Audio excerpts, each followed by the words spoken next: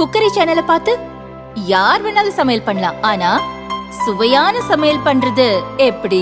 நான் இதயம் நல்லெண்ணெயில சமையல் பண்றேன். ஆஹா ஓஹோன்னு பாராட்டுறாங்க. நீங்களும் இதயம் நல்லெண்ணெயில சமையல் பண்ணுங்க, பாராட்ட வாங்குங்க. தினம் தோறும் வாங்குவே இதயம் SPR India launching Sky Tower 1. பல கலாச்சாரங்கள் ஒரே sky from 85 lakhs onwards. Adani விவகாரத்தில் தமிழக மின்வாரியத்தின் பெயரும் இடம்பெற்றிருப்பது குறித்து விசாரணை நடத்த வேண்டும் என பாமக நிறுவனர் ராமதாஸ் கூறியிருந்தார். இதுகுறித்து முதல்வர் ஸ்டாலினிடம் நேற்று நிருபர்கள் கேள்வி எழுப்பினர். அதானியுடன் நடந்த சந்திப்பு தொடர்பாக அமைச்சர் ஏற்கனவே உரிய பதிலளித்துள்ளார். ராமதாசுக்கு வேறு வேலை இல்லை, தினமும் ஒரு அறிக்கை வெளியிடுகிறார், பதில் சொல்ல வேண்டிய அவசியம் இல்லை என ஸ்டாலின் கூறினார்.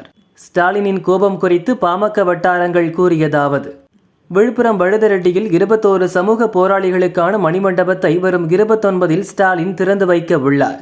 இந்த நிகழ்ச்சிக்கு ராமதாசுக்கும் அழைப்பு அனுப்பப்படும் என அமைச்சர் பொன்முடி கூறினார்.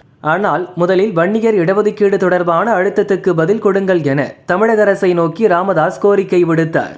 இந்த சூழலில் அதானி விவகாரம் பெரிதாக ஸ்டாலின் அதானியை சந்தித்தது ஏன் என்ற கேள்வியையும் எழுப்பி நெருக்கடி கொடுத்தார் ராமதாஸ்.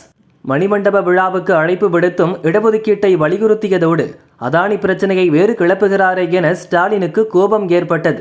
இதனால் தான் பிரஸ் மீட்டில் ஸ்டாலின் பொங்கிவிட்டார் என அந்த வட்டாரங்கள் கூறின.